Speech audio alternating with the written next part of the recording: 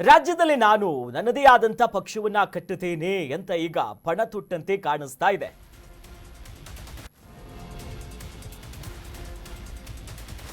ರಾಜ್ಯದಲ್ಲಿ ನಾನು ಪ್ರಾದೇಶಿಕ ಪಕ್ಷವನ್ನ ಕಟ್ಟುತ್ತೇನೆ.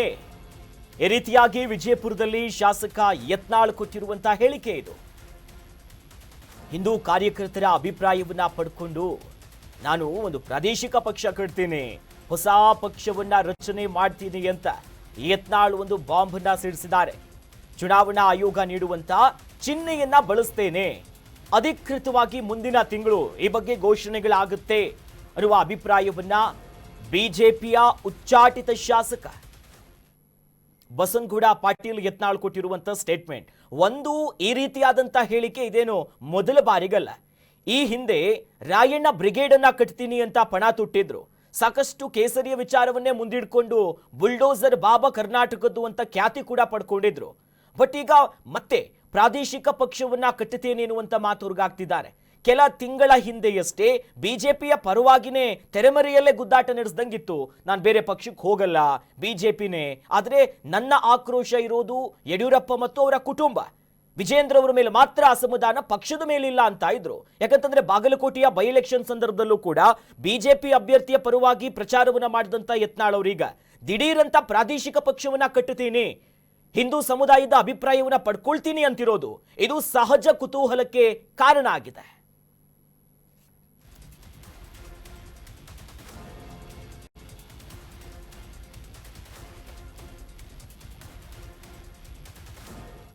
ಒಳ್ಳೆಯ ಒಂದು ಮುಹೂರ್ತ ನೋಡಿ ಕರ್ನಾಟಕದಲ್ಲಿ ಹೊಸ ರಾಜಕೀಯ ಒಂದು ವಿಚಾರವನ್ನು ಪ್ರಾರಂಭ ಮಾಡಿದ್ದೀನಿ.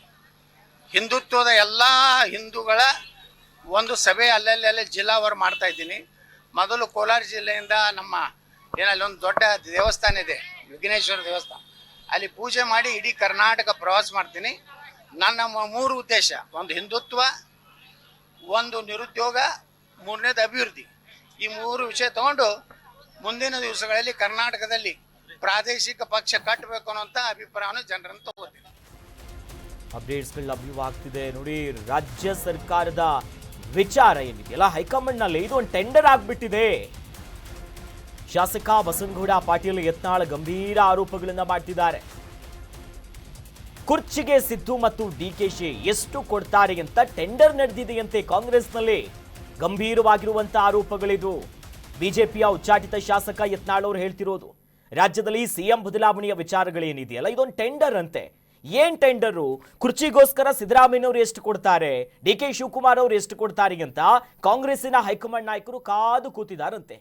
ಈ ಟೆಂಡರ್ನ ಬಿಡ್ ಇನ್ನೂ ಕೂಡ ನಡೀತಾ ಇದೆಯಂತೆ, ಆದ್ರೆ ಫೈನಲ್ ಆಗಿಲ್ಲ. ಯಾವಾಗ ಫೈನಲ್ ಆಗುತ್ತೆ ಆಗ ರಾಹುಲ್ ಗಾಂಧಿಯವರು ಯಾರು ಮುಂದುವರಿತಾರೆ, ಏನು ಬದಲಾವಣೆಗಳಾಗುತ್ತೆ, ಯಾರಿಗೆ ಹೆಚ್ಚಿನ ಜವಾಬ್ದಾರಿಗಳನ್ನ ಕೊಡ್ತಾರೆ, ಈ ಅನೌನ್ಸ್ಮೆಂಟ್ ಮಾಡೋದೊಂದು ಬಾಕಿ ಇದೆ ನೋಡಿ. ಒಂದು ಈ ಹಿಂದೆ ಬಿಜೆಪಿಯ ನಾಯಕರ ವಿರುದ್ಧವಾಗಿನೇ ಕಾಂಗ್ರೆಸ್ ಸರ್ಕಾರದ ಜೊತೆಯಲ್ಲಿ ಅಡ್ಜಸ್ಟ್ಮೆಂಟ್ ಪಾಲಿಟಿಕ್ಸ್ ಅನ್ನ ಮಾಡಿದ್ರು ಅಂತ ಯತ್ನಾಳ್ ಅವರು ಹೇಳಿದ್ರು, ಗುಡುಗಿದ್ರು. ಏಕ ವಚನದ ಪ್ರಹಾರಗಳನ್ನ ಕೂಡ ಯಡಿಯೂರಪ್ಪನವರ ಕುಟುಂಬದ ಮೇಲೆ ಮಾಡಿದ್ರು. ಮುಂದುವರೆದಂತೆ ಈಗ ಸಿಎಂ ಮತ್ತು ಡಿಸಿಎಂ ವಿಚಾರವಾಗಿ ಹೈಕಮಾಂಡ್ ನಾಯಕರು ಟೆಂಡರ್ ಕರೆದಿದ್ದಾರೆ. ಯಾರು ಹೆಚ್ಚು ಕೊಡ್ತಾರೆ, ಜಾಸ್ತಿ ನೀಡ್ತಾರೆ ಅವರಿಗೇ ಪಟ್ಟ ಅನ್ನುವಂತ ಅರ್ಥದಲ್ಲಿ ಗಂಭೀರ ಆರೋಪ ಮಾಡಿದ್ರು. ಏನು ಈ ಸರ್ಕಾರ ಏನು ಹೈಕಮಾಂಡ್ ಇದೆ ಅಲ್ಲ, ಹೈಕಮಾಂಡದಲ್ಲಿ ಟೆಂಡರ್ ನಡೆದಿದೆ. ಡಿ ಕೆ ಶಿವಕುಮಾರ್ ಹೆಚ್ಚು ಕೊಡ್ತಾರೋ, ಸಿದ್ದರಾಮಯ್ಯನವ್ರು ಹೆಚ್ಚು ಕೊಡ್ತಾರೋ. ಆ ಟೆಂಡರ್ ಇನ್ನೂ ಬಿಡ್ ನಡೆದಿದೆ, ಇನ್ನೂ ಅದು ಕೊನೆಯ ಫೈನಲ್ ಆಗಿಲ್ಲ. ಆದ ಕೂಡ ರಾಹುಲ್ ಗಾಂಧಿ ಅನೌನ್ಸ್ ಮಾಡ್ತಾರೆ, ಇದು ರೇಟ್ ಹೆಚ್ಚಾಗಿದೆ, ಅದಕ್ಕೆ ನಾನು ಇಂಥವ್ರು XYZ ಮಾಡಿದೆ.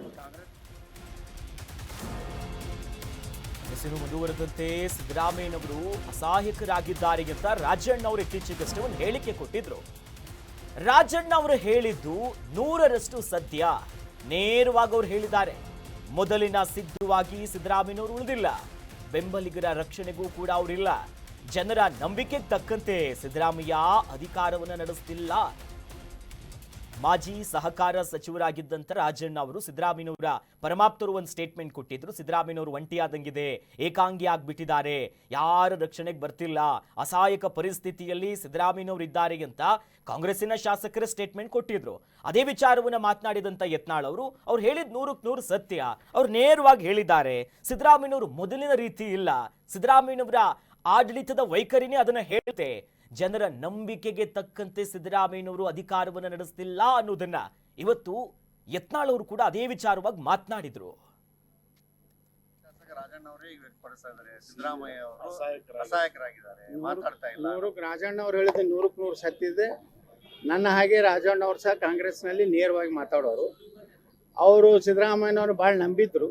ಇವರು ಒಬ್ಬರೇ ಅಲ್ಲ, ಬಹಳಷ್ಟು ಸಿದ್ದರಾಮಯ್ಯ ಫಾಲೋವರ್ಸ್ ಬಳಿ ಈ ಒಂದು ಭಾವನೆ ಬಂದಿದೆ. ಒಂದನೇದು, ಸಿದ್ದರಾಮಯ್ಯನವರು ಮೊದಲಿನ ಸಿದ್ದರಾಮಯ್ಯ ಇಲ್ಲ, ನಂಬರ್ 1. ಇದನ್ನು ವಿಧಾನಸಭೆದಾಗ ಹೇಳಿನಿ.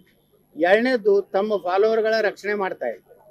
ಮೂರನೇದ್ದು, ಅವರು ಸಿದ್ದರಾಮಯ್ಯನವರು ಏನು ನಿರೀಕ್ಷೆ ಇಟ್ಟಿದ್ರು ಜನ, ಆ ರೀತಿ ಸರ್ಕಾರ ಕೊಡಲಿಲ್ಲ. ಇದು ಮೂರರಲ್ಲಿ ಸಿದ್ದರಾಮಯ್ಯನವರು ವಿಫಲರಾಗ್ಯಾರ.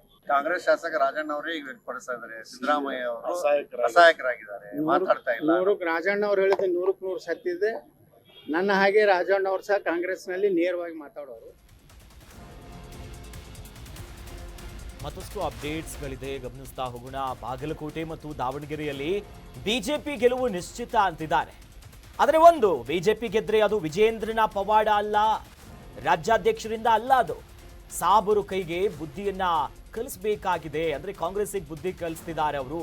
ಮುಂದೆ ಕಾಂಗ್ರೆಸ್ಗೆ ಮಹಿಳೆಯರು ಬುದ್ಧಿಯನ್ನ ಕಲಿಸ್ತಾರೆ.